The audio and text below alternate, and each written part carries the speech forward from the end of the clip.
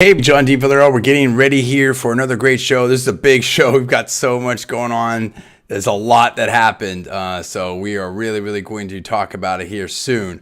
We're just going to hang out here for a couple minutes before we get picked up here by the radio station Newstalk 1040. So just stay tuned here. Let me just check the feed. Newstalk 1040, Tampa Bay. Very close now. So yeah, we're going to talk about the GOP debate, economy. We're going to talk about all kinds of different stuff. It should be great.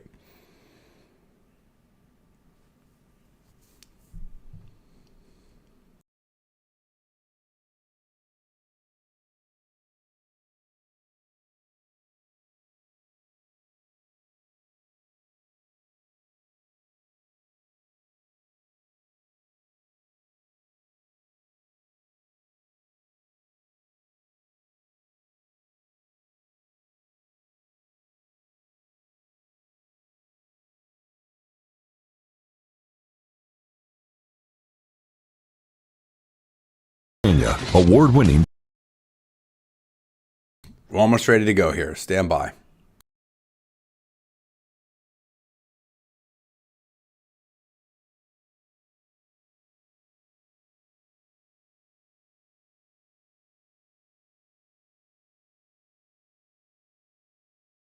See your healthcare.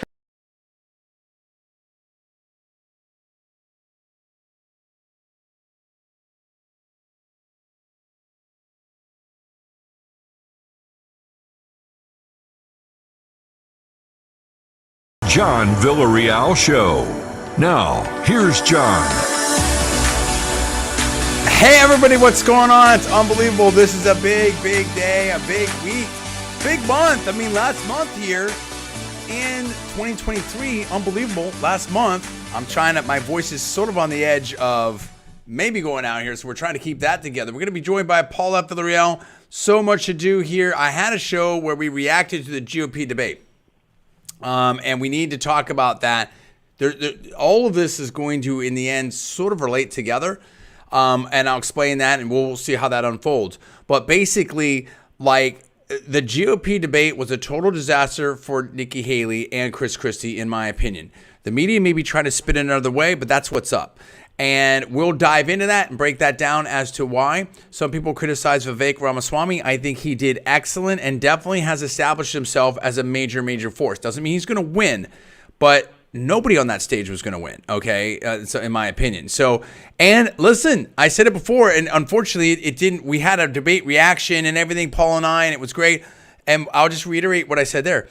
Congratulations to Governor DeSantis. He's found his voice again. He really came on strong there, and really, I don't know if he listened to this podcast or programs or recent programs or other stuff that I've done, but some way, somehow, he found his voice, okay? And we're getting back to the Governor DeSantis. Now, that doesn't mean he's going to win or anything like that, but he has now reestablished himself as the authoritative figure in Florida, reacquainted people with his record. Let people know why he was so good. Let people know why he was the best governor in Florida ever. And really made the case for the continued political viability of Governor DeSantis. And there was sort of a unspoken alliance there, I think, to some degree, between Vivek and Governor DeSantis, and between Nikki Haley and Chris Christie. Chris Christie was like the one that was going to protect her, and then even though she's so tough, she's so tough. Let me tell you, she's so tough. If 5-inch heels, 3-inch heels, she's tough, okay. But Chris Christie, he'll get I don't know. I mean, he's there to protect her. Like, which is it? And Vivek Ramaswamy destroyed her on that point. When Megyn Kelly, and then kind of weird, right? We have Ronna McDaniel. Yeah, I got RNC. Okay, get that right. Check.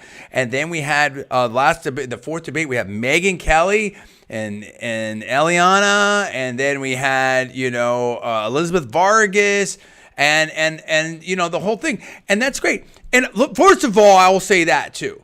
Honestly, let's put all this aside for a second. The best debate that we've had the entire time. I saw no reason that we should have this debate until I saw it. So congratulations to, Eliana and Megyn Kelly and Elizabeth Vargas. I don't know. I don't want to put it on the moderator. I don't know if it's the moderators. Is it the forum? I think part of it is Megyn Kelly has had a lot more practice now doing this podcast. It's not the network stuff in the 2 minutes where people are looking at what Joe Rogan does and what I've tried to do. Not so easy as I talk a lot. Paul will tell you that, and the viewers will tell you that.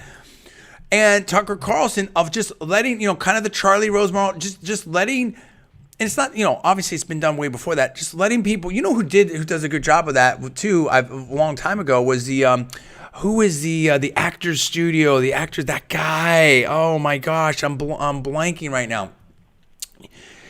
People want to see people talk. People tune in, not for the moderators and the gotcha. People tune in to see what this is about. We want to get back to the Lincoln Douglas debates and all these things.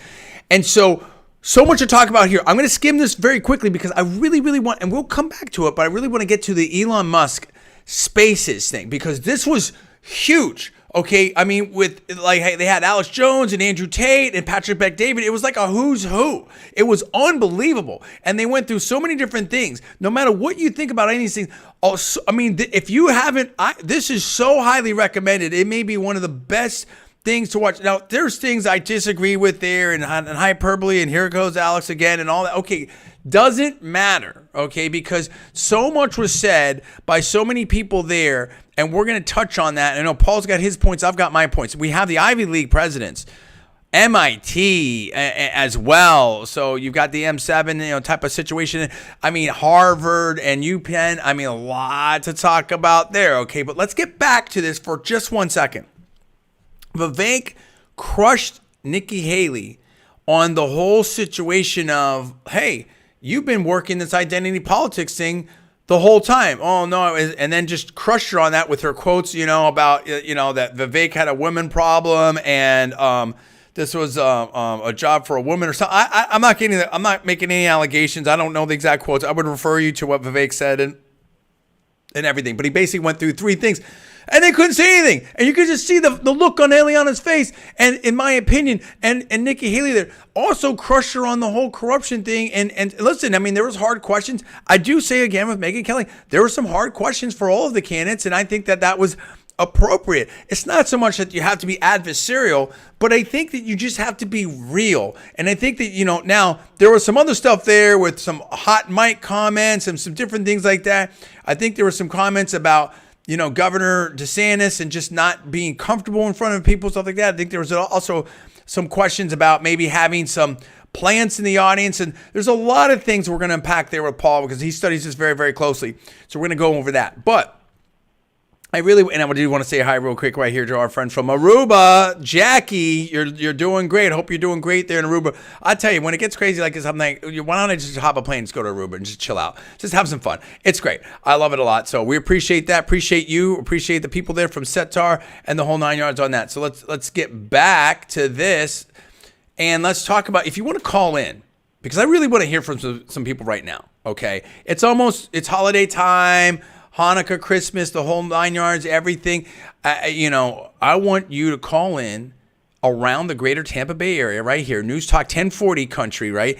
If you want to call in 727-587-1040, 727-587-1040. One more time, 727-587-1040. Okay, you can call me and we can talk about it. But I want to set the table on this real quick, and then we're going to bring in Paul and we're going to chop it up. They had this big interview recently. Elon Musk has brought back Alex Jones to that platform. And this was huge. Okay, they had a big discussion on this. You had Elon Musk there, Mark Dice, Laura Loomer, Alex Jones, Andrew Tate, Patrick Bet-David, General Flynn. I mean, there were so many people there. They kept coming in and out. Vivek Ramaswamy. Okay. And there's a lot that was said here. I'm going to throw out a couple things just to set the table. Paul will have his own things, okay?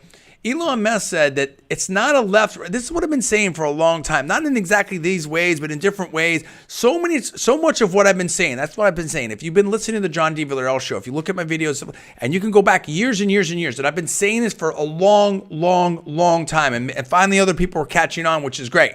Okay, and I've been saying that, if I was a sellout, I could have been rich, but being a sellout is weak. And it's not leadership. That's not what America's about. That's not good. It's not good for anybody, particularly when it's done by the leadership class, okay? And I also said this is not left or right anymore. We're in a different space right now. And I also said that cancel culture was real and censorship was real, and particularly in Silicon Valley. And I was right in the heart of Silicon Valley, and I was doing big things, and I got shut down, dude, in my opinion.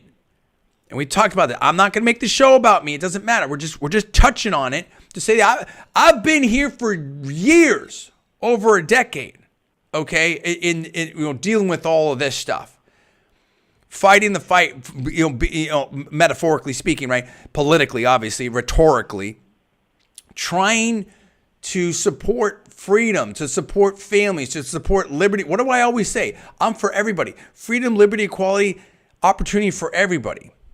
But not everybody believes in that, right? And I said that the history of the world is a history. This isn't my quote. This is my paraphrase of another.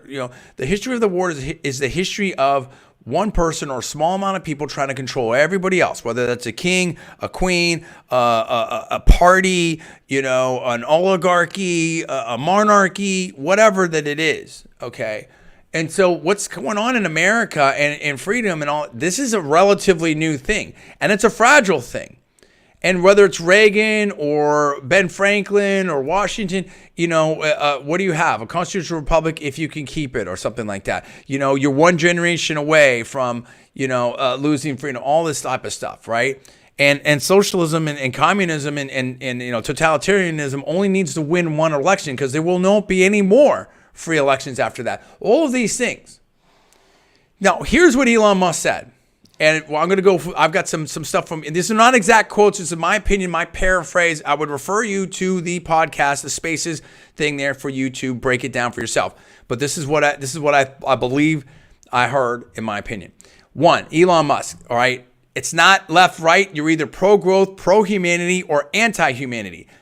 Now, I want you to listen up close to this. This is super key, what I'm about to drop on you right here. This is so insanely important. All right, listen closely to your radio, or we're live on LinkedIn, YouTube, and Facebook. Elon Musk says, because Mark Dice asked him, hey, what about the Twitter trending list? Like, yeah, you released the Twitter files and different things like that, but what about the trending list? In other words, how bad was it? We know there was censorship, there was shadow banning, there was different things. What about the trending list? Was that legit, or was that being manipulated, right? And Elon Musk says that the Twitter trending list was manipulated worldwide, worldwide. So all this stuff, the Jack Dorsey Twitter, what was the chief legal officer? I mean, I'm not alleging anything. I'm not naming. These are all public figures, in my opinion. Look, this is what Elon Musk said. I'm not saying it. John D. Villarreal is not saying it. This is what Elon Musk is saying. That the Twitter trending list was manipulated worldwide. This is a question from Mark Dice, and quote. This is my paraphrase of a quote. Whatever conspiracy theory you have on Twitter is true, even more true than you think it is. That's from Elon Musk about the old Twitter. And quote, the path to having a clean system is maximum transparency. Now he also went, and this is my paraphrase of quotes from, in my opinion, from Elon Musk. Doxing, he said, doxing, including revealing the pseudonym of a person, will result in a temporary suspension, but they will be very reluctant to issue permanent suspensions. However, there is a head of state exclusion. This is maybe, you might want to say, the Donald Trump exclusion, President Trump exclusion, and there's other world leaders out there too that, maybe saying some things, that could be questionable potentially, according to some people. I didn't want to qualify that. I'm just going to, because I don't want to, I don't know what everyone says. Okay, I'm not condoning or condemning or anything. I'm just saying this is what he's saying. There's a head of state exclusion because listen, there could be a country that we're at odds with or that says some very inflammatory, whatever it might be. But like, if you can, his point was, if you can speak at the UN, you can speak on Twitter. And we may totally disagree with it. It may violate, our speech codes or policies or whatever that it is. But you can't, as much as possible, you can't not hear from the leader of a country. That doesn't make sense, right? We have to have dialogue. If they can go speak at the UN, they can speak on Twitter. Does that make sense? I hope I explained that adequately.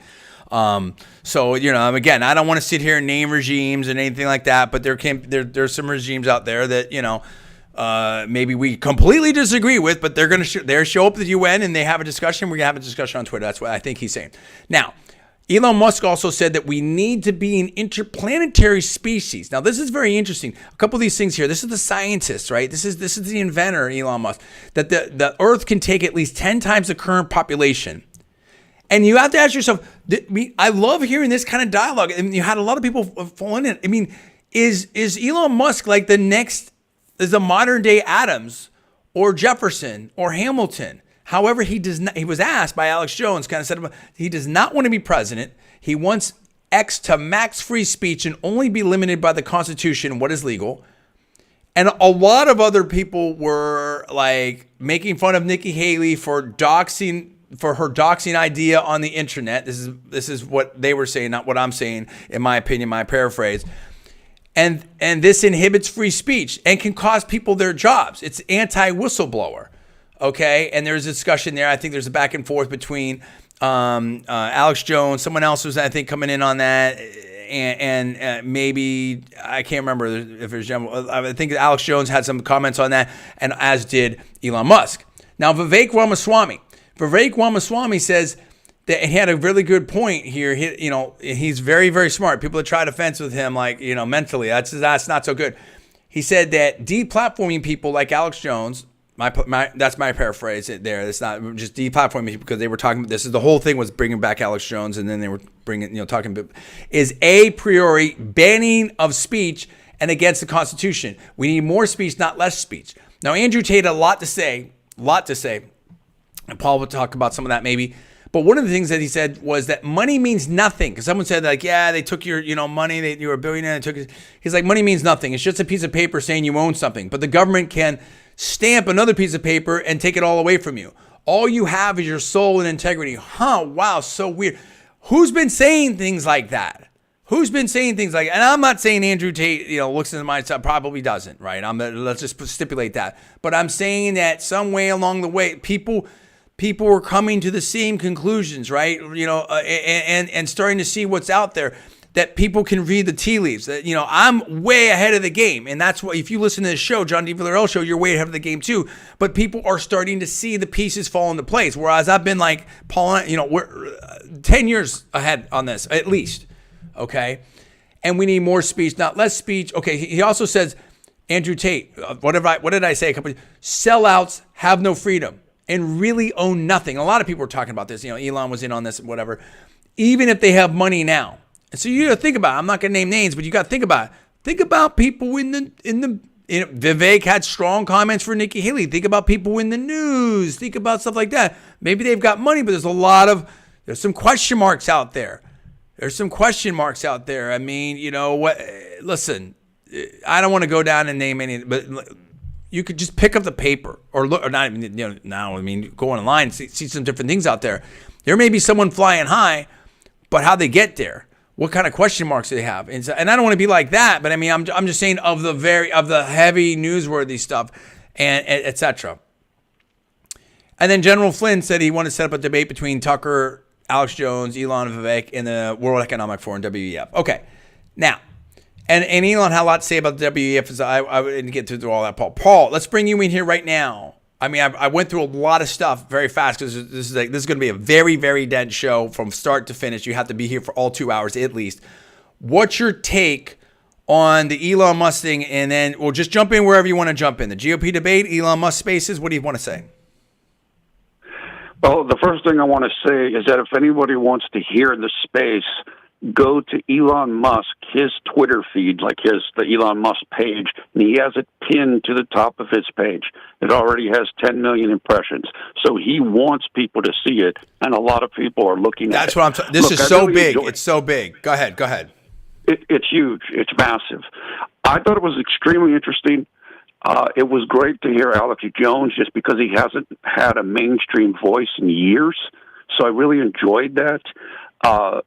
Look, what Andrew Tate and Alex Jones did, there's some similarities there. They both can kind of get on a roll and get on their things. But I agree with you. I liked what Andrew Tate had to say, both about, look, you can't, your possessions are kind of worthless. And he also talked about young men and trying to teach them like good values about what's important and what's not important, and kind of how younger men need guidance, and he's trying to do that. I thought that was interesting. You mentioned the thing about it's not right versus left. It's the pro-humanist versus the people that are more exclusionary. It was very interesting. I enjoyed it. I enjoyed it very much. I think there's a good comment, and it's and also pro freedom, right? Pro freedom versus the censors, and things like that. And it's just they're walking down about how bad it's gotten with the censorship, and Elon was just saying and reiterating how important freedom of speech is, and how important like the whistleblowers and transparency and sunlight and all these things. And when you think about it, let's just put all this on pause in the left right for a second. Because, again, I've been saying this for years and years and years. It's not about the left-right. When you think about it, you think about how powerful Twitter was as a political tool, as a news tool. All the journalists were on there. Who's verified, who's not, who's trending, who's not. And what Elon is saying, and this is blockbuster. This is blockbuster, dude. Is the whole thing was super stilted. You were kicking people off that were heads of state like President Trump. You were kicking people off that were renowned scientists and stuff. And then it turned out that your stuff wasn't wrong. You were kicking people off, saying because of the Hunter Biden laptop story. That turned out to be looks like it may not be a hoax after all, potentially. And in fact, it has been verified, I believe, if I remember correctly. Correct me if I'm wrong, Paul. I might be wrong, but I believe that the FBI has verified that it was his laptop. So and then what's trending, what's not, who's shadow banned, who's not. When you think about we've been living in a bizarro world, a Potemkin village. This has all been this is like the Truman Show. Okay, so you think about that. How do you know? I've done a show on that. How do you know what you know? And when you have a major, massive platform that was just highly concentrated with journalists and academics, stuff like that. And Elon is saying, look, I looked at everything, and let me just say that one more time before we go to the break, because I think this is really crucial. And I hope that the people watching and listening you have to stay with me, because we are just going to just go through it today. Okay. And hopefully take your calls at 727. A lot to talk about. 727-587-1040. And what he said is, this is Elon Musk. This is my best paraphrase opinion of a quote we said and thing. Quote, when talking about the Twitter trending list, he said was manipulated worldwide. Quote, whatever conspiracy theory you have on Twitter is true, even more true than you think it is. That's Elon Musk, dude.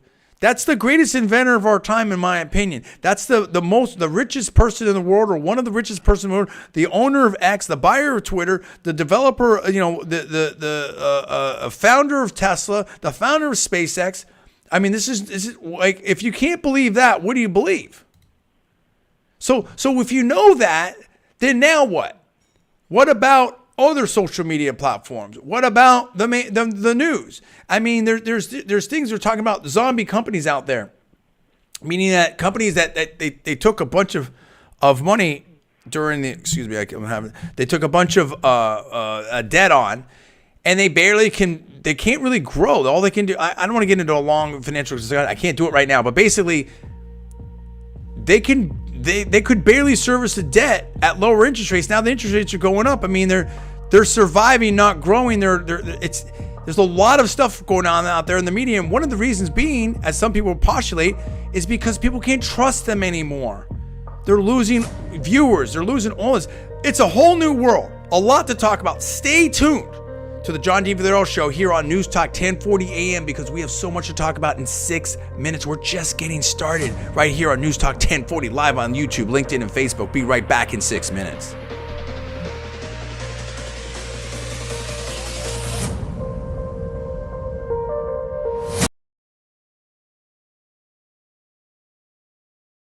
Stay tuned. We will be back at about 4:35, 4:36.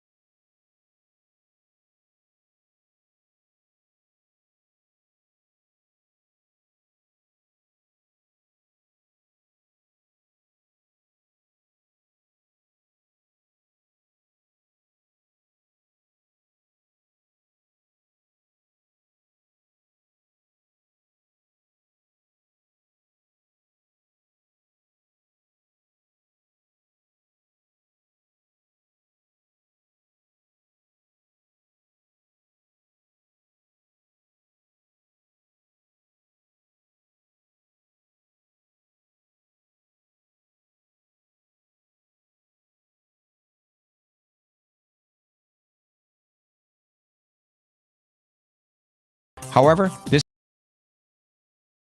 We're almost ready to start again.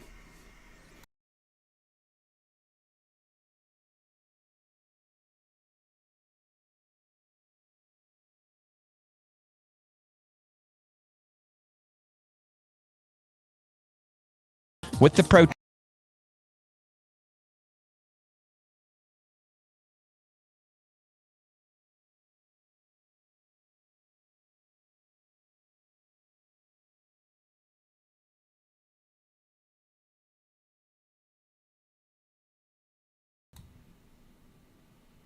So available.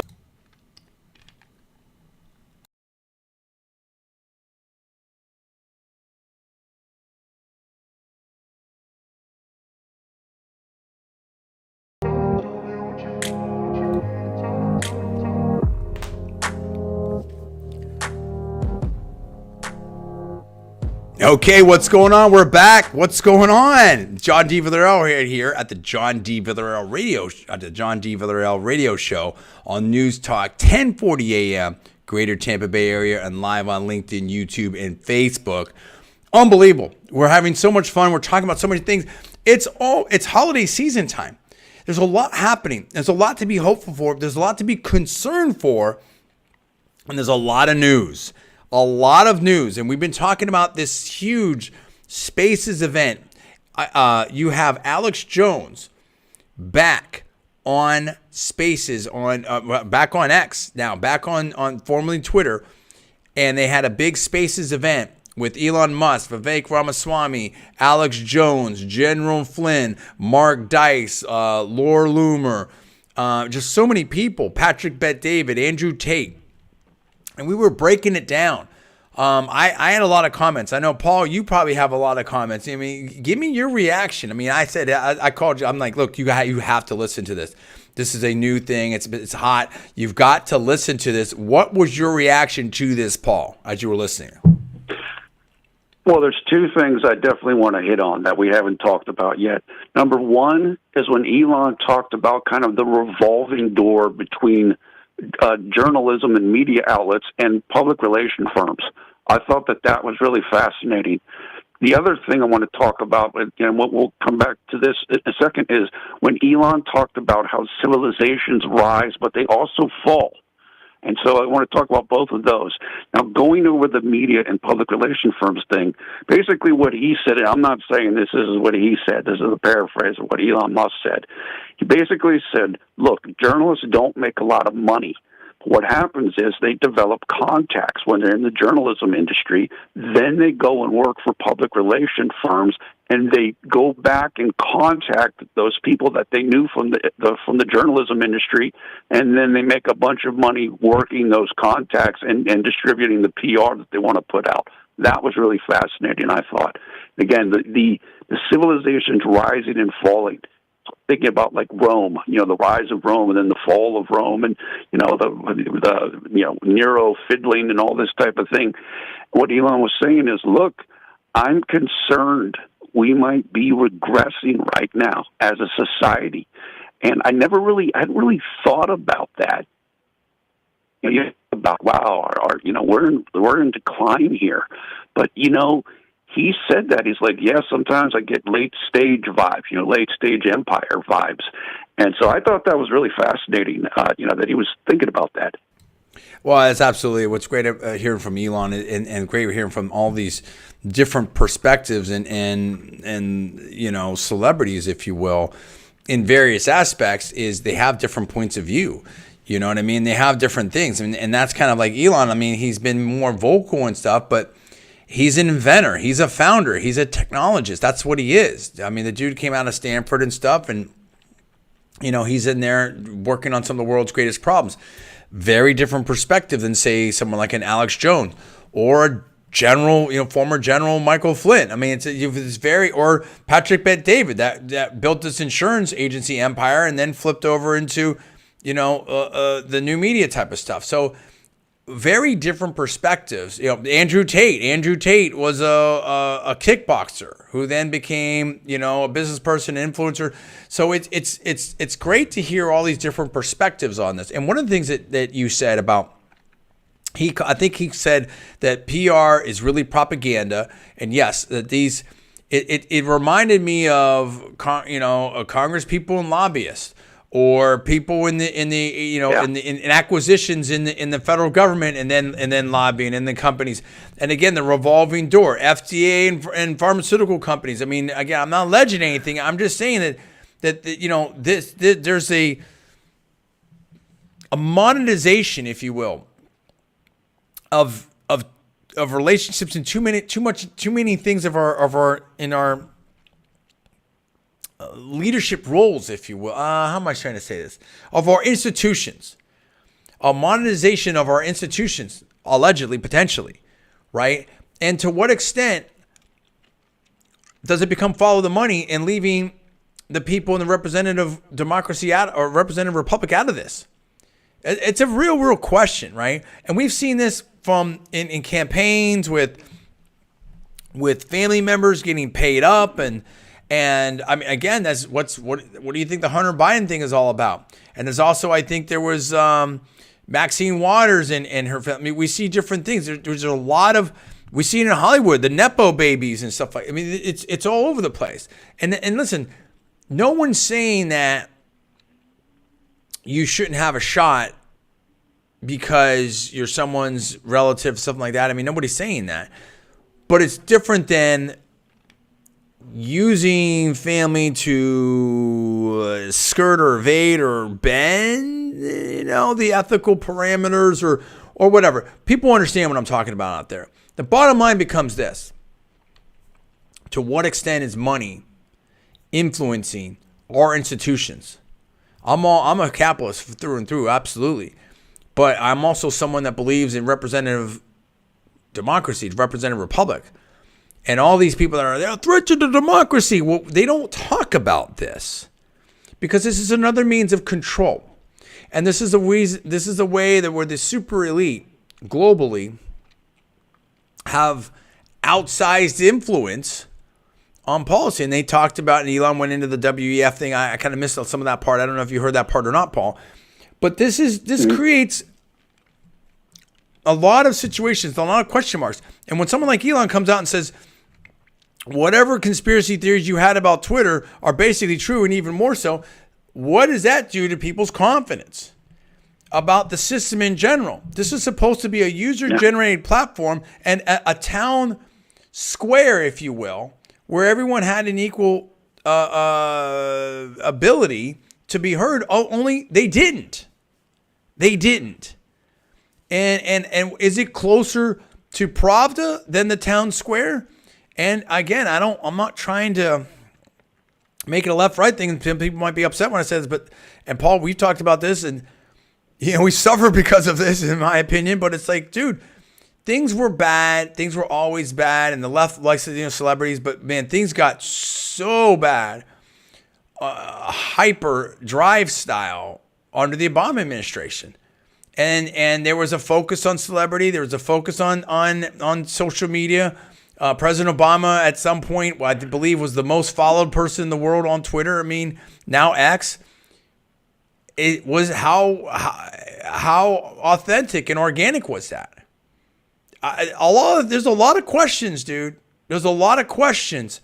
And you've seen this community organizing, these tactics, the boycotts, the street protests, all this, Chicago politics kind of exported potentially globally.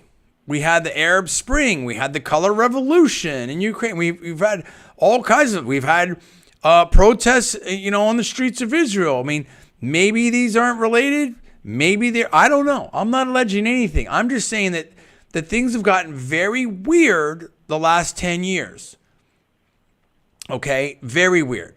Canada used to be so nice and so fun, and I knew a lot of people up there in the burgeoning venture capital community in Toronto, and big things happened in Vancouver, and people would go up and they'd have fun at Niagara Falls and all this and visit. And now it's like in a huge entrepreneurship community and growing, and obviously a special relationship that back and forth. Now it's like unrecognizable. It's crazy land. you know, and I respect Canadian. I love Canadians and stuff like that. I don't know. What's going on? What are you doing, dude? And this is like Trudeau. This is like the son of a former prime minister. Like we got to get off of this. The sons, the daughter, the wives, the dynasties. Again, you don't want to count anyone out, but it's like you know, for the people that cry about democracy so much, doesn't seem super democratic. New Zealand, you had that lady's gone. Good riddance. You're seeing it rolled back around the world. The lady in, what was it, Finland or something like that with the dance video. You've got Miley that just won in Argentina, and the outgoing VP, she has some gesture to the crowd. I looked that up. I can't say it here on the air. There's a lot of things happening. Brazil, there's another thing. There's another one in Brazil. Paul, you've been studying this. Am I off track here? What's your take? No, look, I think a lot of people are asking the same question. There are a lot of people who are confused or concerned about what's going on in Canada. I can tell you that for sure because I see them on Twitter all the time. One thing I notice from Canadian accounts on Twitter, not all of them, but a fair amount of them, is they have this like they're so mad and angry about Trump. And it's like he's not even in power right now. It's like it's some external bad guy that's like unifying them or something. It's really odd. You know, like I said, Canadians used to seem so friendly and kind. And now when I see a lot of their accounts, they seem upset. They just seem angry. And they're angry at somebody who's not even in power anymore. So I don't, like you said, I don't recognize it. I just want to say this. Going back to what Elon said, he did say public relations is propaganda. That's true. It is that. They just renamed it.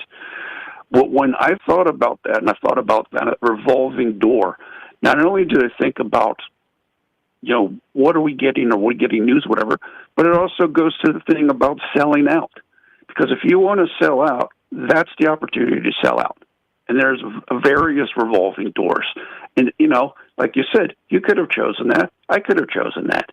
But what Andrew Tate and Alex Jones and Vivek and those guys are saying is you can't do that. The only thing you have is your spirit and is your honor, and you have to avoid that. And as you said, that's what you've been talking about.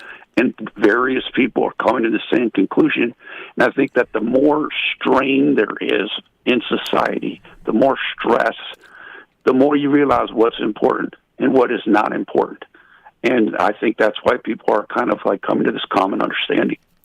Well, here's the thing, and I gotta be careful what I say, but I'll modify a couple things here. I'll try to on the way, and I reserve the right to revise and extend and apologize ahead of time. But here's the deal. Not only have we been talking about it, I've been living it. I've said it before. I'll say it again. You can't prove a negative. You can't prove what, the road less traveled and all that type of stuff. Robert Frost, who knows, right?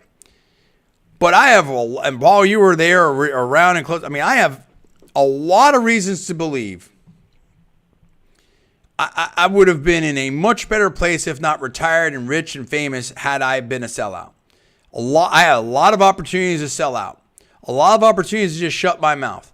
I was in the right place, the right time. I'd worked hard. I had all the talent. And I mean, not just one bite at the apple, several. I was right there by the brass ring. I could see all the kinds of brass rings. If I just zipped it, just was quiet. And the funny thing of it is in the family, I'm probably seen as the odd person out, the ugly duckling, if you will. I don't know.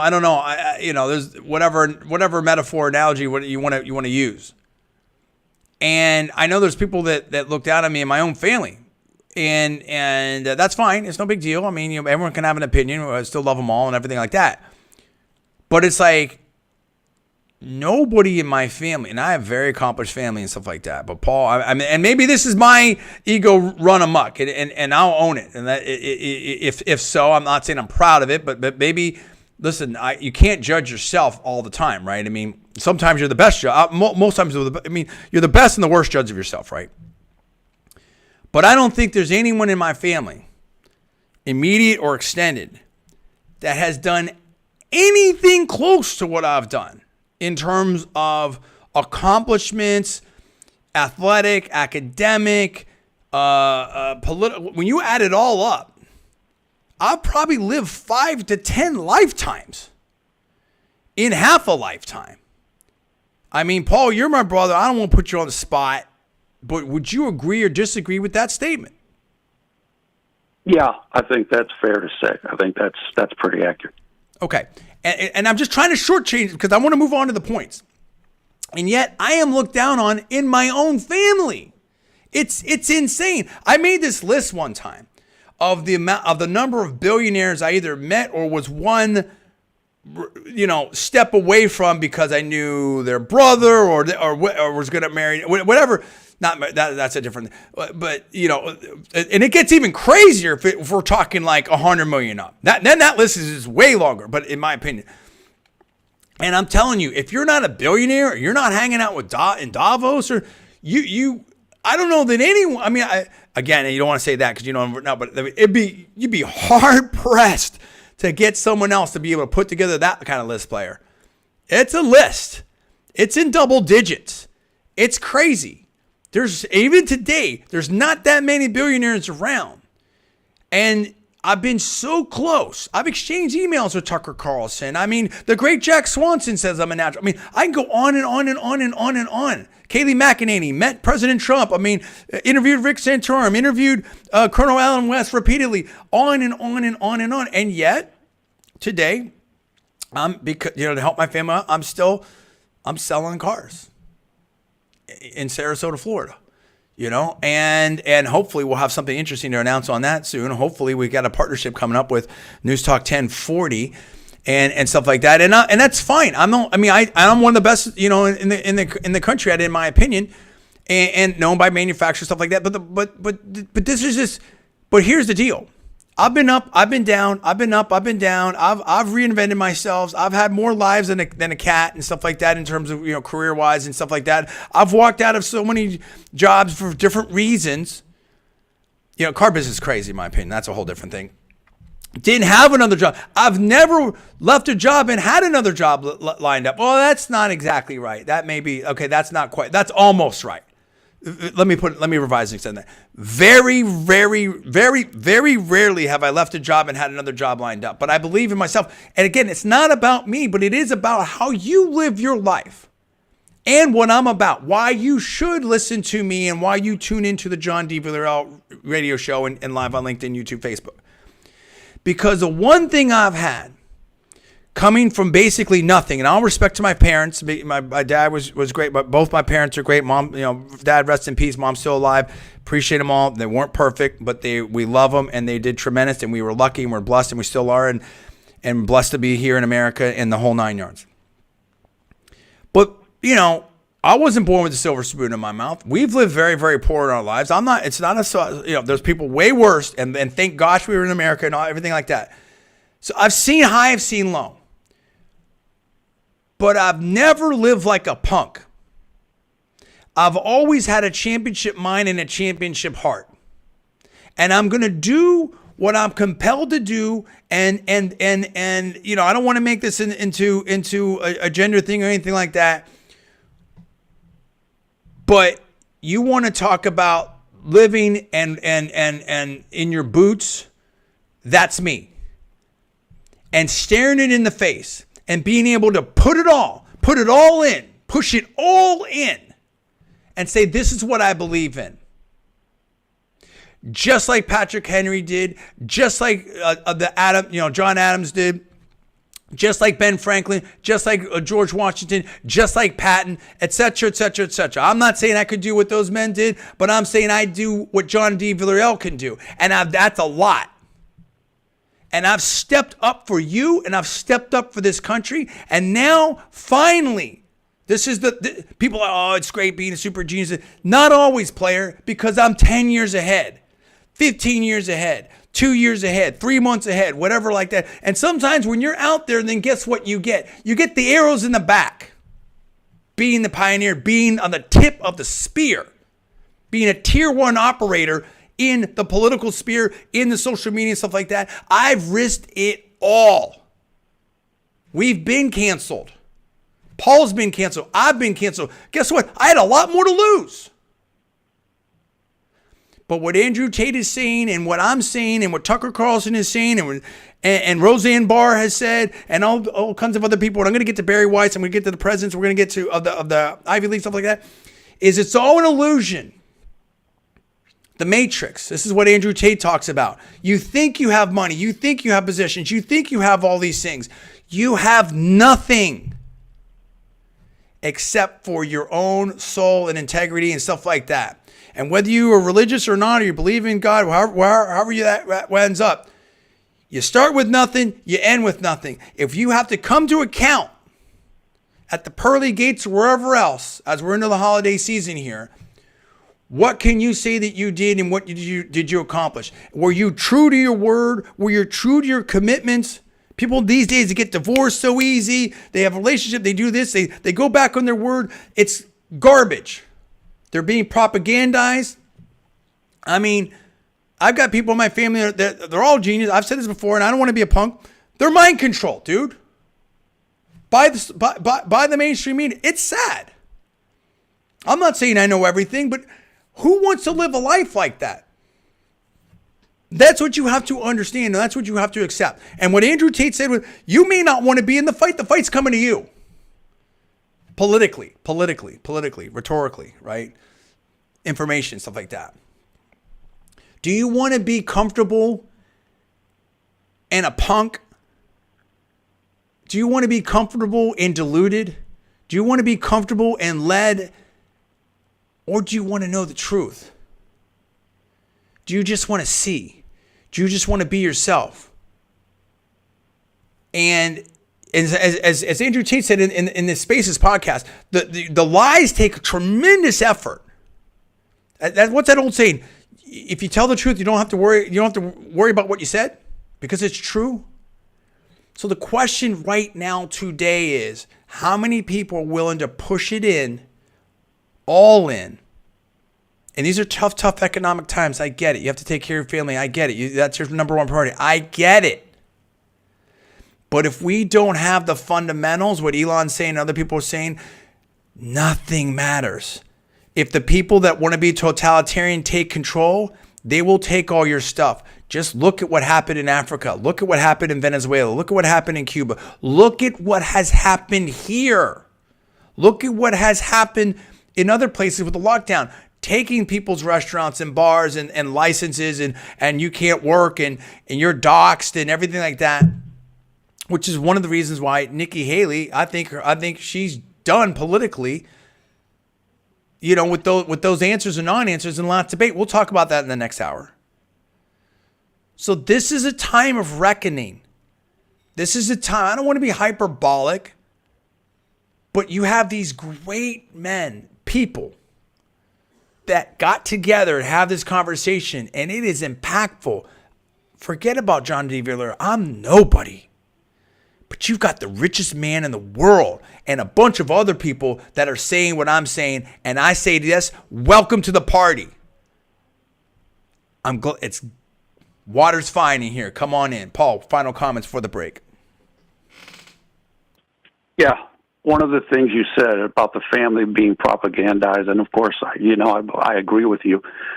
Elon in the Spaces said, look, every now and then I wander off into kind of, Google News or Yahoo News, just the, collated news. And he's like, it's unbelievable. And he's like, the propaganda isn't even good. He's like, at least make it interesting.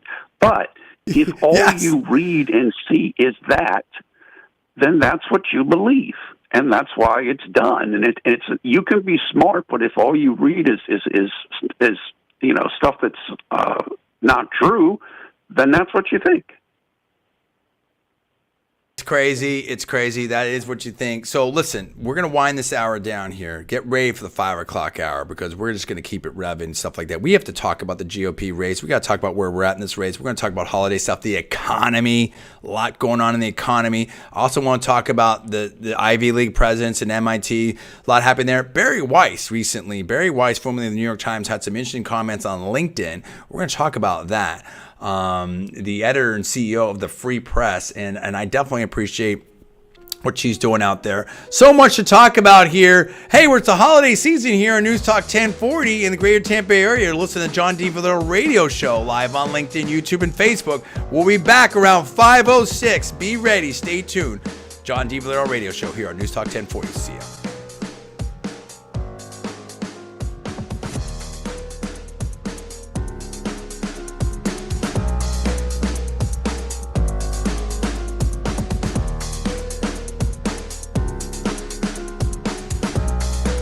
Your home for news, talk, and information. 1040.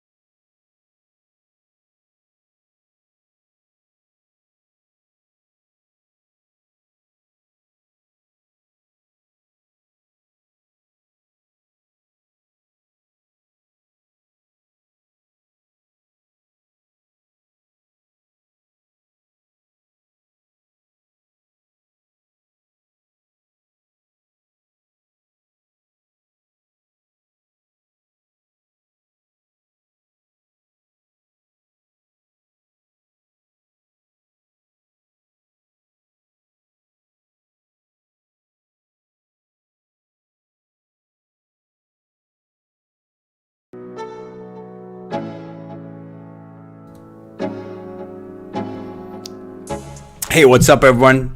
John D. Villarreal here at the John D. Villarreal radio show here on Newstalk 1040 AM. If you want to join the program, we are talking about a lot of stuff here. You can call in at 727-587-1040. 727-587-1040. Joined by Paul at Villarreal. Last hour, we talked about the Elon Musk Spaces interview with Alex Jones and Vivek Ramaswamy, Andrew Tate, Patrick Bet-David. A lot of people were jumping on that. That was really, really crazy. Mark Dice, Laura Loomer, retired General Michael Flynn. A lot of other people were jumping on that. We also talked a little bit, touched on some of the stuff with the GOP debate. And Paul, I mean, you know, we had a show, and it didn't, I don't know what happened there technically, where we reacted to it. We did talk a lot about that. We can recap some of that right now, right after the debate. And I basically thought that overall it was the best debate. Vivek did great. The real winner of that, honestly, well, I mean, I think Vivek is the ultimate winner, but I also think that Governor DeSantis did incredibly well, too, for what he needed to do and what he could do. Still has the issues with affectations and faces and all that type of stuff, but did just a great job of just telling people why they liked him originally and why he's done a great job delivering in the record and going back to the record. And I thought Nikki Haley, despite whatever press reports out there, I think Governor Haley and Governor Christie just did terrible, in my opinion. And anytime they tried to engage with Christie, engage with Vivek, just got absolutely crushed. Even though Governor Christie tried to shout him down, and just wasn't working. I mean, what was your impressions of that debate? Yeah, that's a lot of how I saw it. I basically ranked it: Vivek 1, DeSantis 2, Haley 3, Christie 4. Christie at this point is like, he's just, you almost wonder just why he's there. He only There's has no two point. purposes in this. He's the debate. Governor Kasich Yeah. of this cycle. Go ahead.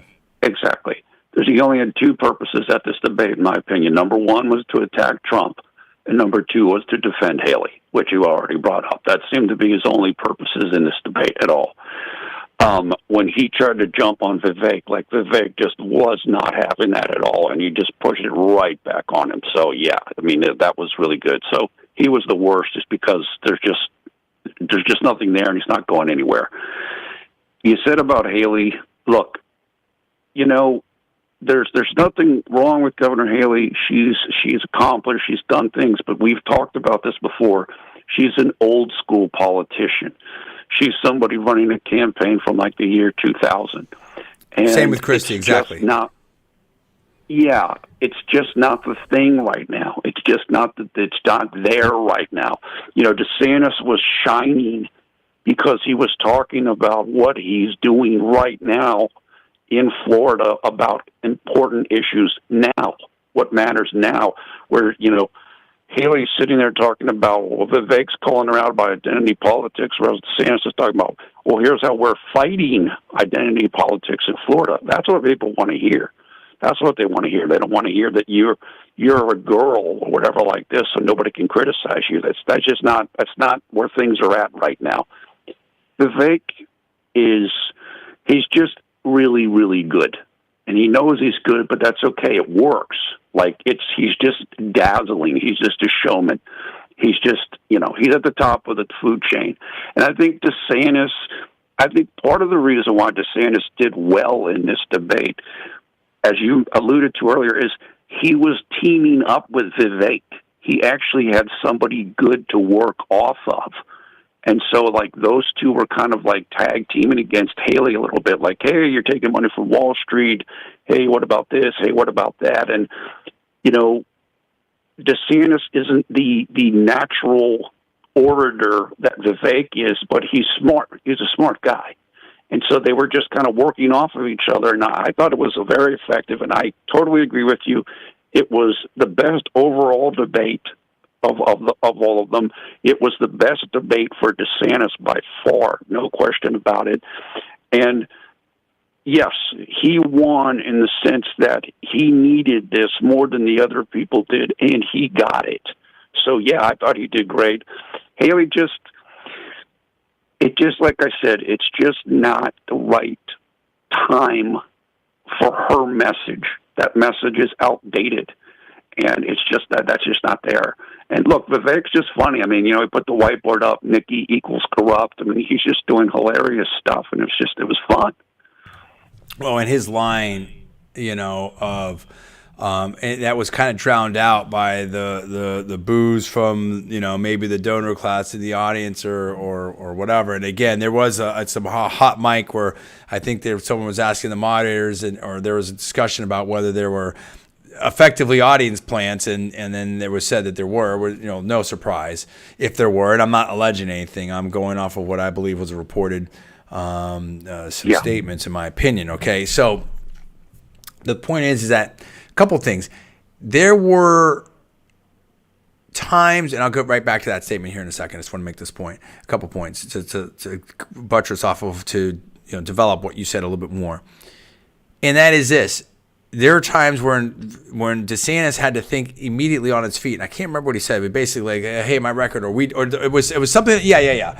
It was when Nikki Haley tried to get him on China, and DeSantis is like, "No, we voted against that. We had a bill in the legislature and just crushed her." She was just trying to work on talking points.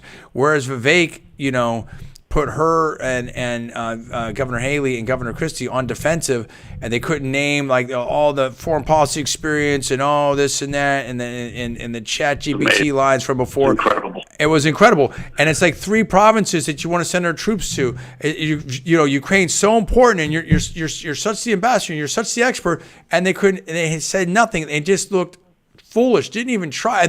I think she said something about Crimea, and he's tried to like whimper that out, and Vivek's like, nope, not Crimea, and it just looked just clownish. And I because go ahead. There's a little bit of an echo too, so just be careful with that.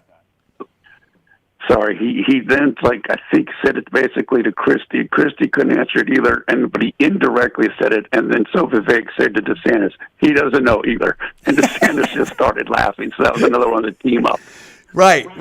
And so that was awesome, and it just shows how fast they were. And one of the lines that was just, again, devastating. Yes, it was nasty. Yes, it was cheap. And I'm not giving any validity to the line or anything like that. But as a political science major, as a political expert, just a devastating line in terms of effectiveness when he held up that sign that says Nikki equals corrupt. And the audience was boo, and there was a lot of excitement on that. He said, Vivek, meaning during this time when it's kind of drowned out a little bit, Nikki Haley is the kind of politicians that would send your sons and daughters to die in a foreign war just so she can get a bigger house. Now, I'm not condoning that. I'm not saying there's any validity to that or anything like that, but I'm saying from a political effectiveness standpoint, that is devastating because it puts a real life consequence, a dire consequence, into current situations. We need more funding for Ukraine, and there, and all this stuff, with the idea that you've got an established, call it whatever you want to call it, deep state, swamp, elite, GOPE, whatever, that are basically potentially selling out and are not responsive to the base and the base voters and the American people. And Nikki Haley didn't have a response to that. And I'm sure she was coached up like, hey, just don't respond and sit there and look professional, whatever, because the last debate she looked kind of nasty and called Vivek scum and rolled her eyes and stuff like that. And I'm sure the consultant somewhere said that didn't go over well. But I think this went over worse because when you have effectively no answer for those kind of charges, and you went from, a net worth of whatever they would say something like 100,000, whatever it was, low 6 figures, into now you're, years later, short number of years later, you're worth, 8 million, almost 8 figures after sitting on the board of Boeing and this other stuff, and you're calling for more war or defense spending And this is, I'm not saying war. Let me revise and extend that. I'm not saying she's calling for war. All right. I'm just saying that it seems like her policies are pro military spending, pro interventionist, we've got to stop Putin, and et cetera, et cetera. And, you know, someone's got to fight those wars. And as I think, who was it? Who just said that? I don't know if it was Bill Maher or Rogan. I'm blanking right now. But Ukraine has lost 500,000 men. 500,000. And, you know, add on to that some civilian casualties. I mean, that is devastating, dude. People were dying and stuff like that. I mean, this conflict in the Middle East, that's not, you know, we need a resolution to these things. And this goes to kind of what Elon was saying, and in my opinion, and other people on the spaces saying, are we devolving as a society? You know, war, show me a winner in Ukraine. Who's won? It's not the Ukrainians. It's not NATO. I'm not saying Russia won either. It's probably both lost. I don't know. And that goes back to, you know, what information are we getting? But I don't think, I think now we're talking about like, and they were hitting Vivek over like, well, you know, if we have a settled thing and what land do they get or whatever like that. I mean, dude, where's the win? And yet we spent, what is $110 billion? And what do we have to show for it? Us, America, what do we have to show for it? And Andrew Tate had a good line on that. I think it was Andrew Tate. Maybe it's Vivek. It's one of them. And someone's talking about, globalists and everything. And I care about, there was a definition debate there. Internationalists versus globalists and all this type of stuff. And one of them said, either Tate or Vivek is like, look, you know, we elect our leaders here to take care of us here. There's leaders over there to take care of the people over there. It doesn't mean like whatever, but it's like, it's kind of like an Adam Smith argument, you know, the invisible hand. Like if there's an efficient market, if everyone's acting in their self-interest, it'll kind of work, things out. Generally, there's obviously inefficiencies and, you know, some things in the market. I don't want to get into go ahead. And Vivek said charity starts at home. Right. So it's probably Vivek. And when you have two of the smartest people out there, two successful, you know, very, very successful, billionaires, I believe. I think Vivek's a billionaire, real close to it. I think he is. He's close. He's close, dude. And, you know, it's worth listening to, okay? It's worth listening to. Very articulate, you know, super bright people. It's worth listening to. And so, you know, what Elon's point is that, you know, there is no stable situation. You're either growing or you're dying, you know what I mean, or collapsing or shrinking or receding. And I take those points. So the point is this, without getting into the military, I'm not a general, I'm not a military strategist. I can't, I'm not on the ground over there. I can't tell you, but just, you know, based upon the different things that I'm seeing and different reports, whether, you know, from all over the place, it doesn't take a rocket scientist, dude, okay? It doesn't take an Elon Musk to figure out that, like, you know, the return on investment for America, I think, in this situation could be a little bit questionable, you know, and you know, after the green energy push and the Green New Deal and the Inflation Reduction Act and the $100 billion plus for Ukraine and stuff, and yet again, they're going to sweat the student loans, where people are crushed and they can't get jobs. There's now this new thing where we talked about last week, people from M7s, from the top 7 business school, can't get jobs. It's brutal out there, dude. And it might get so much worse next year. I'm trying to think of things I can do to help the Newstalk 1040 audience, maybe some events. And I don't know, dude. We have to help each other. The cavalry's not coming. We're the cavalry. We are the cavalry for our own lives. And like Vivek said, charity begins at home. So, you know, the idea that daddy or mommy government's going to take care of everything for you, or hey, if you just have the right avatar, vote the right way, you get some, lazy girl or lazy guy job or something like that. Like, dude, like that delusion, that's going out the window quick. There's different content creators on YouTube that have just been smashing that stuff down recently as well. And so I think in the whole milieu, when you add it all up, what I'm saying is, and Paul, you can get some comments on this. I want to move on to the GOP race here specifically, and we want to talk about the whole Ivy League stuff, presidents as well, is the net impact for me. And I don't, again, the one specific thing and the gotcha, it's not about that, but the net impact of the whole thing was because Nikki Haley said, "Oh, they used to support you, the donors, and they support me, and then you're just mad they don't support you." No, dude, like you're basically saying, like, the net impact that I had, my opinion, not alleging anything, my opinion was that Nikki Haley is the politics of 20, 30 years ago, is sides with the donor class, not responsive to what the people want. Very interventionalist, talking about no anonymity, wanting to, as they would, as Elon, those guys were saying, dox people on the internet. And it was a bad look, and did not have a real, engaging in identity politics, as Vivek says. It was a bad look. And that's the thing, whether it's Governor Romney and stuff like these rhinos, these GOPs, like, you think you're going to be cute about it. It's not cute, dude. It's finger in the wind, whatever's going to, get me paid. And that's the reason why, for humor to be effective, it has to be true. It's only funny because it's true, right?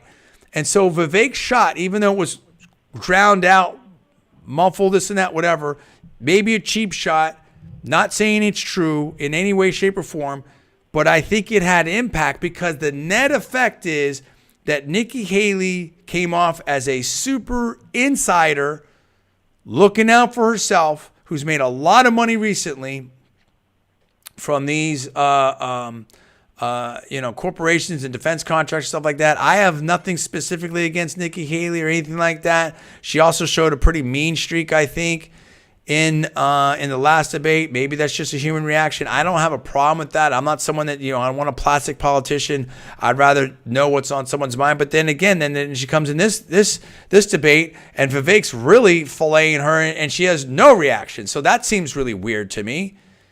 And as opposed to DeSantis, whether he listened to me or this podcast or someone else or someone that he knows listen to me, I don't know.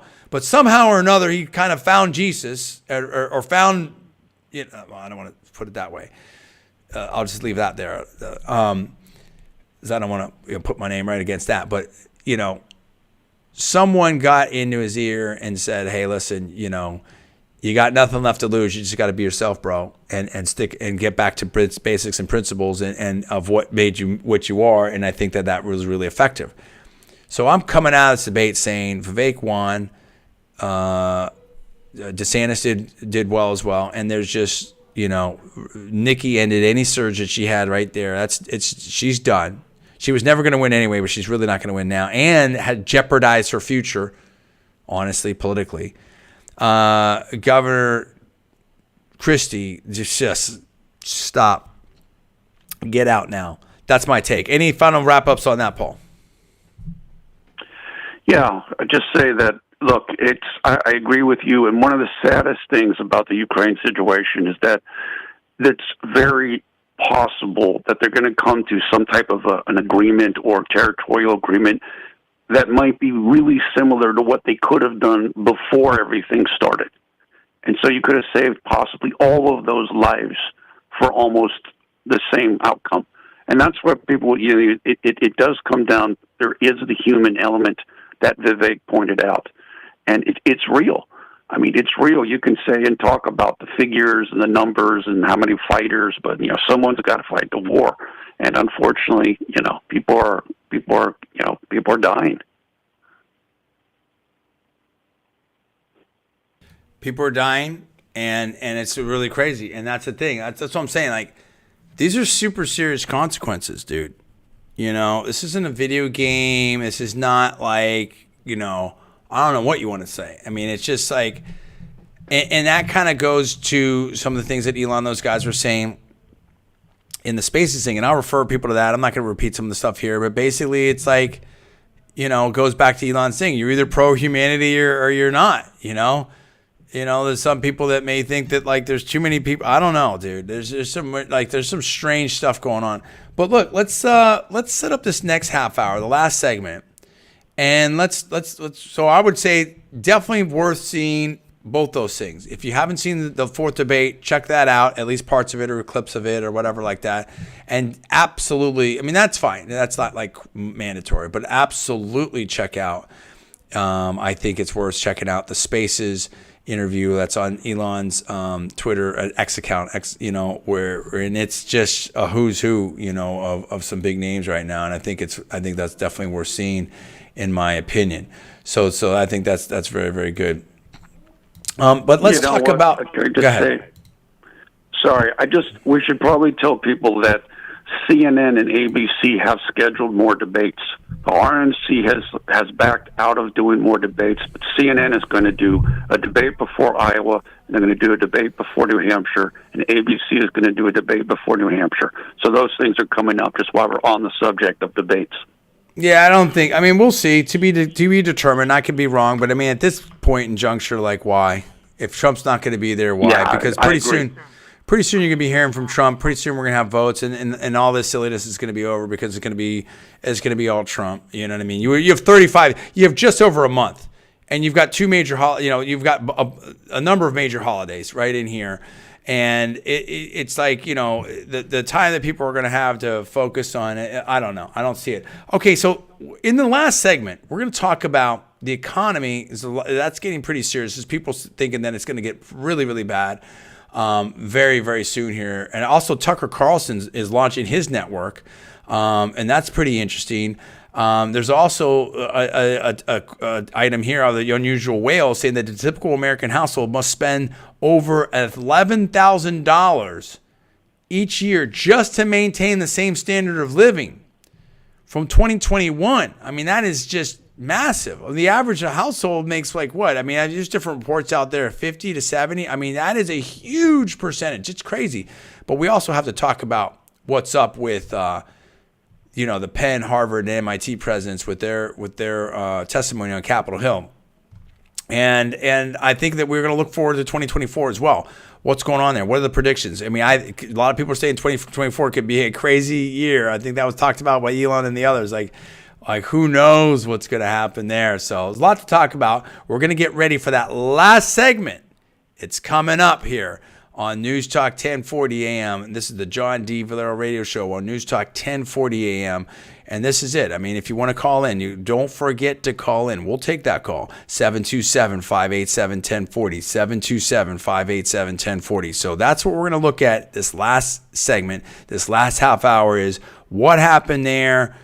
I'm going to talk about Barry Weiss's comments on that. Very sensitive subject. We're just going to just try to deal with the facts of that. And also, Paul went to elite university. I went to elite universities. We can talk about a little bit of that. Where are we at with higher education right now? We're live on LinkedIn, and that's a big topic there. LinkedIn, YouTube, Facebook, and also, of course, we're live on Newstalk 1040 AM right here, greater Tampa Bay area. John D. Villarreal radio show. You're listening to it right now. We'll be back around 6 minutes, about 5:36. See you soon.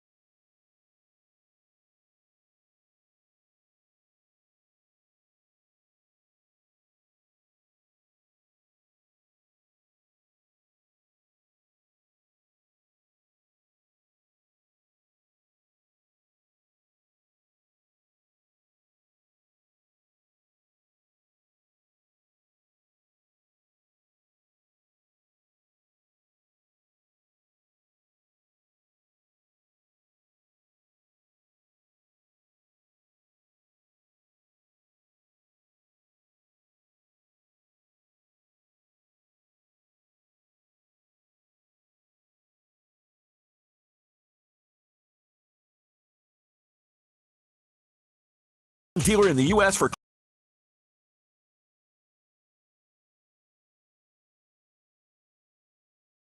mention this ad and get 90 days no payment with approved credit. Welcome. Go to championmarinefl.com.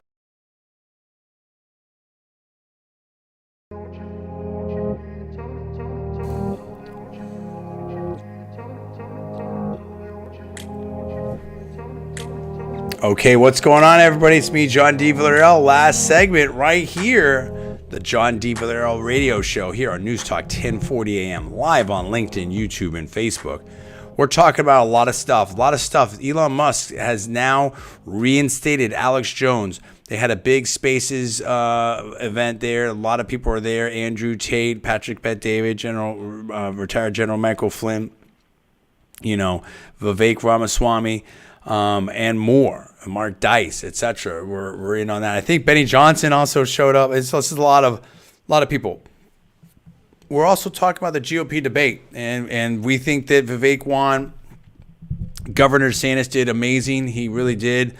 Defended his records, really pushed back against Governor Haley. I think Governor Haley and Governor Christie really kind of didn't do well at all. And also, it just was a restatement and reemergence, if you will, of the power of MAGA and where the Republican Party and the voters really are now.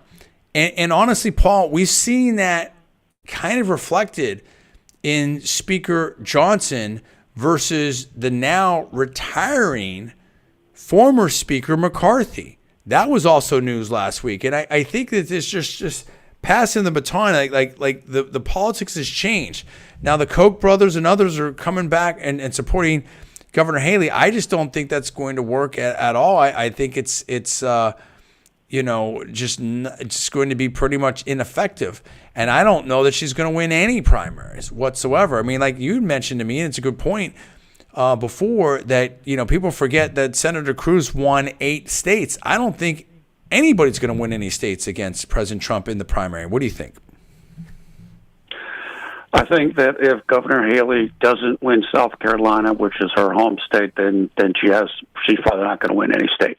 As you said, Senator Cruz did. Look, Senator Cruz, he hung in there. He picked up steam near the end of that race in terms of the polling. I mean, he really did. That does not look like that's what's going to happen in this situation. But as you mentioned, the Koch network, Americans for Prosperity, people like Paul Ryan, the various people on Wall Street like Jamie Dimon, kind of look like they're starting to put their weight behind Governor Haley. I guess they believe that DeSantis is kind of a spent force, and Haley is the main alternative to Trump.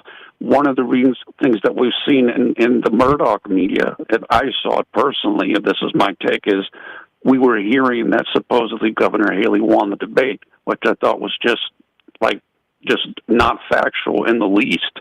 But there is a push for her right now. There is a push. And some of the polling looks pretty good for her. I actually saw a poll today. I think it was a national poll that had her versus Biden, Haley 51, Biden 37. I mean, that seems incredible, right? Well, the pollster that I always cite on here, his name is Richard Bears. He's very good. Is like, look, that's not real. It's fake. Basically, what you're getting in that poll is you're getting an unpopular incumbent against essentially a generic competitor of the other party. But now people are starting to get to know Haley. They're starting to see some of the neoconservative tendencies. That's what he said. And she's starting to collapse. She said you're starting to see it in various polls. Those numbers are going to come down, down. It's not going to be there. So, look, there's going to be a push. We've talked about this before.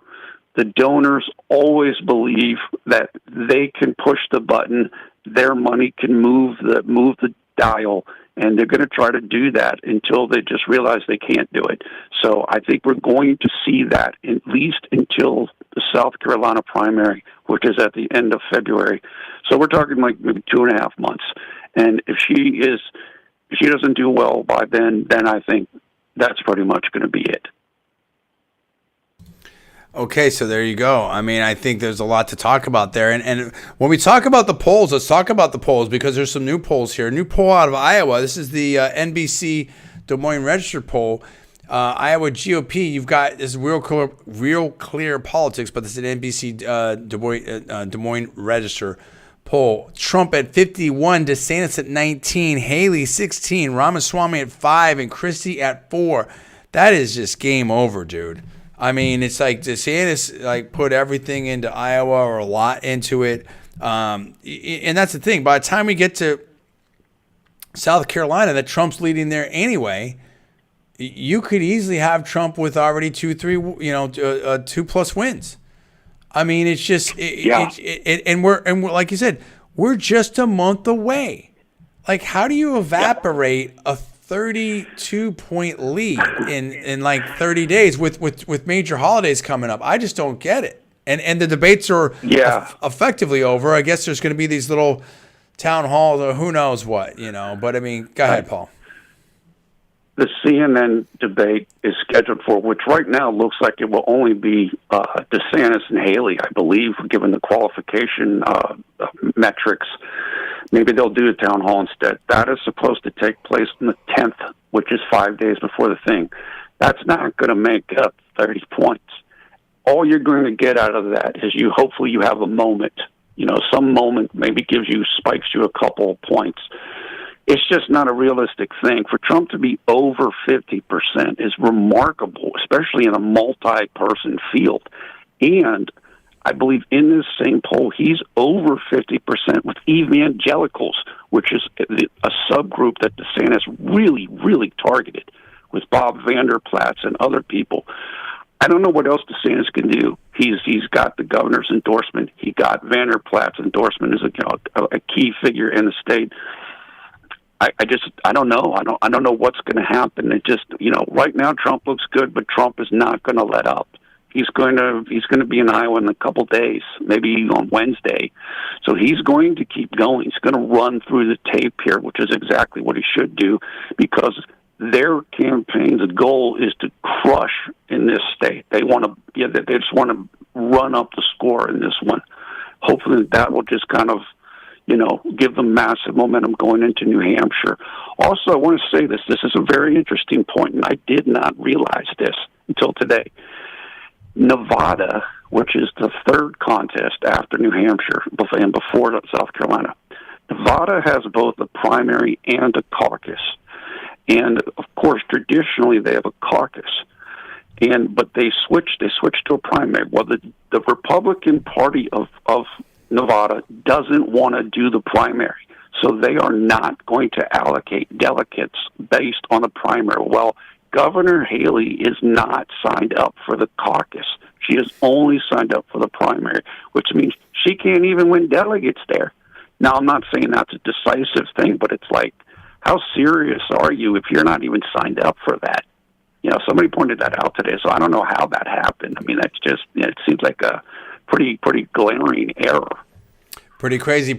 Okay, we have to, and let's do it very carefully, talk about the presidents of these elite universities, Harvard and Penn and MIT, up on Capitol Hill, and the withering questioning from New York Representative Elise Stefanik, just crushing them on these key issues with their speech codes and all that. Bring us up to speed with exactly what happened. We've already had a resignation of the president from Penn, Miss Liz McGill, and then I guess there also was one of the trustees or something that also resigned from Penn. There's discussion now about Harvard. There's a lot of stuff about the president of Harvard. There's a lot of other things happening now. I guess there's some other universities, that are coming out with statements. And Barry Weiss, no less than Barry Weiss, has some statements. And Fareed Zakaria, of all people, because I would think that, in my opinion, he's a little more left-wing than I am, but said something that at least from the headline, I didn't hear his piece, but I mean from the headline of it, I totally agree with this. And this is by Tim Haynes on December 11th, 2023. So today, quote, this headline, CNN's Fareed Zakaria, universities should abandon, quote, long misadventure into politics, unquote, and focus on, quote, research and learning, unquote. Well, yeah, you'd think so, right? And it just seems like there's been a lot of these universities may have just gotten a little too woke here. Now, I think that I don't know. Like a lot of these statements seem to be pretty similar from these presidents. I don't know if they all had a similar lawyer, got the same advice, I'm not sure. I mean, walk us through very carefully here, Paul. What went down on Capitol Hill? Yeah, so I can't remember which committee called them in to testify. Maybe it's Education Committee. I'm not sure which one it was. But they were basically called in to testify because of just the atmosphere and things that have taken place in the wake of everything that's going on in Israel. There's been demonstrations on both sides and some difficult feelings, and so they wanted to get a sense of what's happening in some of these universities. And so they asked them a specific question about, look, is this statement, would this be considered harassment? And it seemed like, a pretty tough statement, pretty rough statement. People can go look it up. Extreme, right. Let me just step in real quick. It was, in my opinion, and maybe Paul will agree, it seemed like a very extreme statement, and the response seemed pretty lawyerly, lukewarm, whatever, in my opinion. Now some would say, they might say that they're trying to adhere to free speech and Skokie and some of the Supreme Court, stuff like that. But on the other hand, we've seen cancel culture and gone wild on some of these universities and speech codes that have just really ramped up and stuff like that. And a lot of people, I will say this, I will leverage what Barry Weiss had said real quick here, Paul, and then I'll get your comments again. Because again, I'm not going to get into specifics, and I know you don't want to get into the specifics. We're trying to cover the issue. No. Right. This is Barry Weiss, and this is on LinkedIn. This is about, let's say 5-6 hours ago, maybe it's 7 hours ago. As I saved this link over here, and it says, and she's the editor and CEO of the Free Press, used to be of the New York Times. And I'm just going to kind of skim this already. And quote, already many are making the case that these resignations aren't a moment of victory, but rather another sorry example of cancellation. And saying that they're having some back and forth here. Some are talking about the blow to academic freedom, and quoted, it amounts to a little more than a cave-in of yet another prominent American institution, succumbing to the angry mobs, unquote. And then keeps going on, and she's like, look, listen, here's, what if the example was a different example? And I'll refer you to what she says. I'm not going to go into that right here. But this is what she said right here is there's a couple points here right in the middle and at the end that I think are worth at least hearing and discussing. Quote, I agree with Peter that being a good steward of the university's brand and mission, and then some other stuff, ... is the main job of university president. But McGill didn't lose her job because she was canceled. She lost her job because she revealed in front of the country that she was not up to the task. Okay? About basically, shepherding the brand and the mission, and, mission is, Fareed Zakaria, the mission's learning. The mission's learning, right? Okay? Then at the end, and she goes through some different examples and stuff. And I think, what else? She said something else here. I thought something else here about academia here. I'm just trying to, okay, yeah. Let's see. Quote, my main point here is that McGill's resignation by itself doesn't solve anything. But it, along with the turmoil at Harvard, marks an important moment. Now everyone can see how deeply academia is broken, and you can't fix something until you look carefully and realistically at the thing itself, unquote. Now, Paul, I think those are important comments. What is your reaction to what Barry Weiss has said there? Wait, I lost you for just a second there. I didn't hear the very end of what she said. I'm sorry. Sure, no problem. Let me repeat that. This is the last point in her post on LinkedIn. Quote, my main point here is that McGill's resignation by itself doesn't solve anything, but it, along with the turmoil at Harvard, marks an important moment. Now everyone can see how deeply academia is broken, and you can't fix something until you look carefully and realistically at the thing itself, unquote. Yeah, look, I totally agree with that. You and I, you mentioned this before you went to the break. We both went to really good schools. We were dealing with this 30 years ago. I mean, I took classes on this. I remember reading Alan Bloom's The Closing of the American Mind, talking about this from 1987. And we've had decades of this kind of seeping in. It's a very complicated issue, but what's happening now is the events in Israel have triggered off some bad reactions here in the United States and around the world, and it's making people look at things more closely than they had been before, and they're seeing things that perhaps they didn't see previously that were already there, but they just didn't notice them. And I think that's kind of what Barry Weiss is talking about. Like, look, this is, this is bad. It's pretty bad. It's been bad.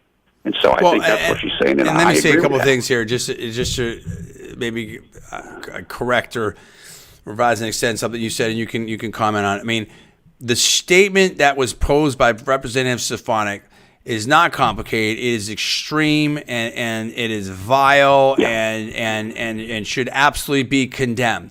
And the thing of it is that if you want to defend free speech and stuff like that, I think you have at the very, and again, I don't want to get into this. I'm just I think that anyone of good conscience, let alone the steward of a major university, elite university, should be able to clearly state that,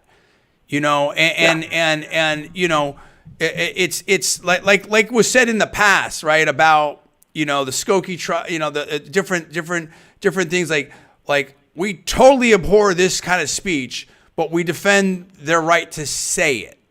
Now, I'm not talking about this specifically. Yeah. I'm talking about that back then with the Supreme Court stuff. And we didn't get even those minimal statements. We got some like, it depends on the context and it just came off as not understanding and being sympathetic. I'll just say a couple more things real quick. Sympathetic to the real plight and danger and persecution that a lot of Jewish people have felt for thousands of years. And in fact, now David Sachs, no less than David Sachs, part of the PayPal group and everything like that, I think he said here and I'm not trying. We're trying to be very fair about this, right? As much as we can. We don't want to dive into it. It is a very hot, almost nuclear subject and stuff. But we're trying to be fair and analytical with this and everything like that. But and I don't want to be political with it or try to use it as a political anything like that. But David Sachs. We said this before. I've been saying this for a while. I don't know how the left squares a circle now, because now David Sachs is saying that Jewish Americans, I believe he said this on Real Clear Politics, has a video, don't have a home on the left anymore. And I think now there's a realization that the woke movement has gone way, way too far. There's other things I'm not going to get in. There's a piece by Chris Rufo about President Gay and some other stuff, and there's different discussions. And listen, I'm not into cancel culture, and I'm not into gotcha stuff. And, I think different issues are different issues. But I will say, I think Barry Weiss's comments are good, which are conservatives have felt very much excluded from major institutions, let alone academia. You've gotten politics way too involved. You look at some of these applications now, it's like it almost feels to me, from what I'm seeing, heard, whatever like that, from other, just prove to me what a great leftist you are, or you're not getting in, and let me revise next time. I'm not saying that. I'm not making any allegations. It just seems like, these higher institutions have become super woke. And that shouldn't have anything, your politics shouldn't have anything to do with your qualifications to enter and get a great education. To enter a great institution, get a great education. And politics shouldn't be in medicine, and it shouldn't be in tech, and it shouldn't be in venture capital, and it shouldn't be in business, and all these other things. If you want to be political in your own time, that's fine. But we need to have institutions that serve the public and serve everybody. And if, as part of that, if you can't, acknowledge as an abhorrent statement something that targets a huge a section of your student population, alumni population, whatever, donor population, that's craziness, American population. So, and I think it just, again, what Barry Weiss says, it exposes how deeply, quote, how deeply academia is broken. And I think that is on point. Paul, what do you think? I agree. Look, the responses just seemed flippant and just like casual, like it wasn't a big deal. And what was said was a big deal. And they all said the same thing. Huge. Like it just didn't seem serious. And that's, it was the wrong, it just didn't come off well. Well, and again, I think that, as I said before, my wife's Israeli, supposedly on our side of the family, we can trace our roots to Sephardic Jewish people from Spain and stuff, and yet, also, my wife identifies as Aramaic, and some people would call her Palestinian, Christian. I know lots of Palestinian friends. I have lots of Jewish friends. And I'll go back to what I said about the IRA, what I said about the Hatfields McCoys, what I said about the Civil War, what I've said about Ukraine. War is bad for everybody. This is not good. Sometimes you have to do so. There's a difference between like self-defense. Again, I don't want to. This is a whole other thing. We have to find peace, and people have to treat each other right, and we have to have the same rules for everyone. And it has to be, again, I go back to what I said, but peace, love, freedom, equality, opportunity for everybody. So it's a very complicated issue. Well, obviously, we have 2 minutes here. I've said it before, and I think that in terms of what's going on in the Middle East now, I'm not talking about this statement from, or that, so I just want to be clear about that. But I think now more than ever, I go back to what Elon said. So on the one hand, we're for free speech, the maximum of the Constitution. On the other hand, going back to this issue, we demand, so there's three different issues here, right, that are somewhat related. On the other issue, we demand leadership from our institutions. And we have to find a way to live and grow together. And again, I go back to Elon. I'm pro-humanity for everyone. Peace, love, freedom, opportunity for everyone. So much to talk about. I told you we weren't going to get to all of it. We did the best we can. Hey, it's a holiday season. I hope everyone's having a good time here. I appreciate you. Thank you for listening. Thank you for being there. And if I messed up on anything, I apologize right here. And we'll continue to revise and extend. And we'll continue to think. And we are fearless in our pursuit of the truth and for you. Hey, you're listening to the John D. Villarreal radio show here on Newstalk 1040am, live on LinkedIn, YouTube, and Facebook. Have a great week. Stay blessed. See you next week.